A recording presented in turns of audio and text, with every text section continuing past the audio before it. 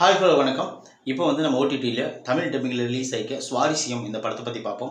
இந்த படத்தோட ஸ்டோரி பார்க்குறதுக்கு முன்னாடி நம்ம சேனலை சப்ஸ்கிரைப் பண்ணி வச்சுக்கோங்க. அப்போ தான் நான் போடுற வீடியோ உங்களுக்கு வந்து கிடைக்கும். இந்த படத்தோட ஸ்டோரி என்னன்னு பார்த்தீங்கன்னா சுவாரஸ்யம். சுவாரஸ்யமே இல்லாத படத்துக்கு சுவாரஸ்யம் அப்படின்னு சொல்லி வச்சுருக்காங்க. இந்த சுவாரஸ்யம் படத்தில் வந்து சுவாரஸ்யமே இல்லாமல் பார்த்ததுனால அந்த சுவாரஸ்யமே இல்லாத நம்ம இந்த ரிவ்யூவை பண்ண போகிறோம். இந்த வந்து அவ்வளோந்தளவுக்கு சுவாரஸ்யமே இல்லாத படம் தான் இது. இது வந்து ஒரு எழுத்தாளருடைய படம். அவர் எழுதுறாரு. என்ன எழுதுறாருன்னு பார்த்தீங்கன்னா அவருடைய வருங்கால கடந்த கால வாழ்க்கையை எழுதுறாரு. அது என்ன எழுதுறாருன்னு பார்த்தீங்கன்னா அவங்க அப்பா வந்து பயங்கரமான ஒரு வேட்டைக்காரர், துப்பாக்கி எடுத்துகிட்டு வேட்டைக்கு போயிடுவார். மகனுக்கு வந்து உயிர்களை கொல்றது சுத்தமாகவே அவருக்கு பிடிக்கிறது இல்லை.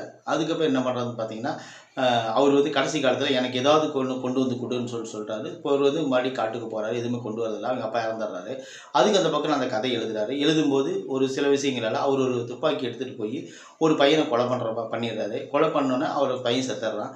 அதுக்கு அந்த பக்கம் இன்வெஸ்டிகேஷன் பண்ணிடுவாங்க, போலீஸில் மாட்டிக்கோன்னு சொல்லிட்டு அந்த கொலையை மட்டும் மறைச்சிட்டு மீதி கதை எழுதுறாரு. அதுக்கு அந்த பக்கம் அந்த பையன் உயிரோடு வரான். இந்த கதை எவ்வளோ சூப்பராக இருக்குது. இந்த படத்தை நம்ம எப்படி எடுக்கணும், ஆனால் இந்த படத்தை வந்து அவ்வளோ மட்டமாக எழுத முடியுமோ அந்த மாதிரி ஒரு இந்த படத்தை ஸ்க்ரீன் ப்ளே பண்ணிக்கிறாங்க. ஒன்றும் இல்லை, ஒரு நாடகம் பார்த்தா கூட கொஞ்சம் ஒரு கதை நம்மளுக்கு புரியும். அந்தளவுக்கு நான் புரிஞ்சுக்கிற கதையை நான் உங்களுக்கு சொல்கிறேன்.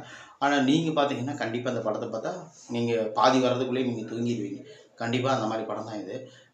சுவாரஸ்யம் படத்தை வந்து நீங்கள் தமிழ் டப்பில் வந்து ஓரளவுக்கு சும்மா தெரியும்ல எப்படி பண்ணியிருப்பாங்கன்னு, அந்த மாதிரி தான் டப்பிங் பண்ணுறவங்களும் பாவம் தூங்கி தான் பண்ணுவாங்க.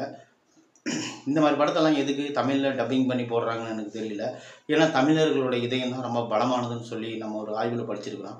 அதனால என்னமோன்னு தெரில. இந்த மாதிரி படத்தெல்லாம் கண்டிப்பாக தயவுசெய்து டப்பிங் பண்ணி போடாதீங்க. எங்களை மாதிரி ரிவ்யூலாம் பார்க்க வேண்டிய சூழ்நிலை ஏற்படுது அப்படின்னு சொல்லிட்டு இந்த ரிவ்யூ மூலிமா அவங்களுக்கு ஒரு கோரிக்கை வச்சுக்கிறேன். சுவாரஸ்யம் படத்தை தயவுசெய்து நீங்கள் பார்க்க விருப்பப்பட்டீங்கன்னா பாருங்கள். பார்க்காம இருக்கிறவரில் நம்மளுக்கு உடம்புக்கு எந்த சேதாரமும் இல்லை. இந்த ரிவ்யூ பிடிச்சிருந்துச்சின்னா நம்ம சேனலை நீங்கள் சப்ஸ்கிரைப் பண்ணி வச்சுக்கோங்க. தேங்க்யூ.